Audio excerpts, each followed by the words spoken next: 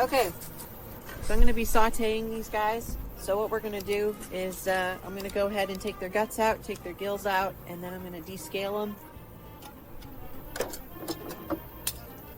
You know, rolling never in knife. my life if I ever thought I'd be sitting here in thigh-high socks gutting a bluegill. And here we are.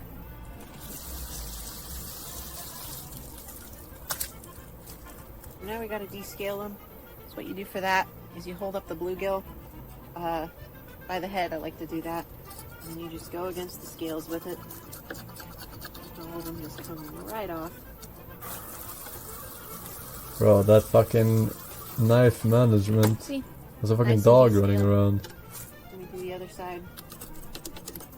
Just sliding around on The this last thing I fucking... like to do if we're going to saute them is you want to take that, just kind of put a couple cuts in it, just to cook the meat through. There we go.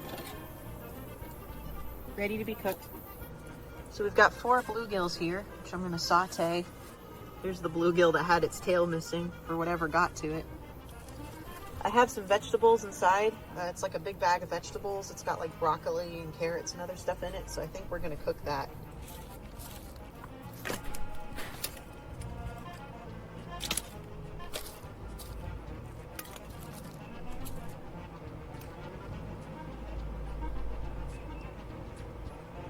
So the fire I built is a little bit too high. The fire rises. I've got those 2 cinder block stones there, and I was going to put this little grill part on top and then put my pan on top, but the flames are just way too high.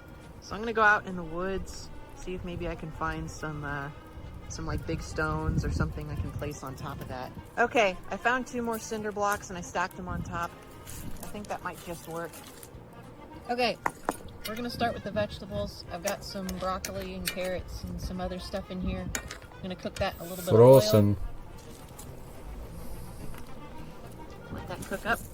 Go grab the seasonings. I'm just gonna put on some Mrs. Dash because you cannot go wrong with Mrs. Dash.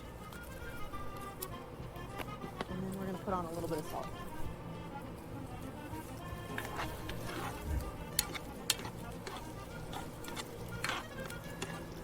Our vegetables are about done. They're smelling pretty good. What do you guys think? I think that's looking pretty good. Yep.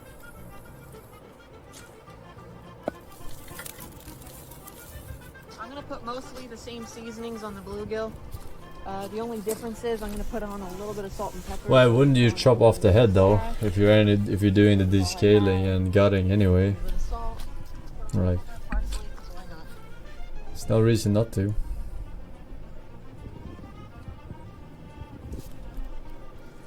You eat the head? Ah, come on. I'm waiting until they're nice and brown and then we'll go ahead and eat. You don't eat the head.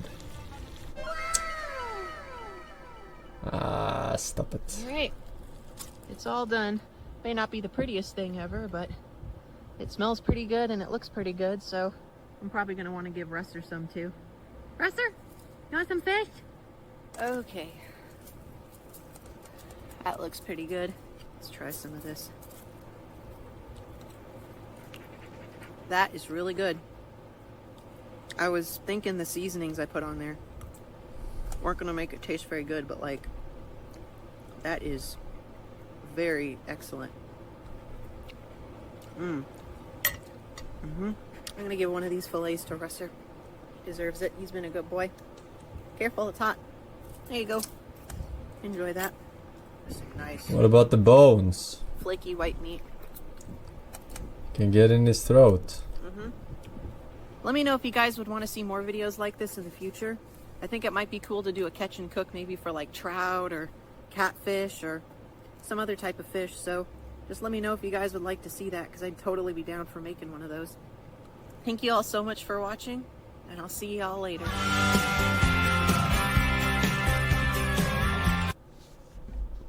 Guess it's fine. Guess it depends on the size of the dog.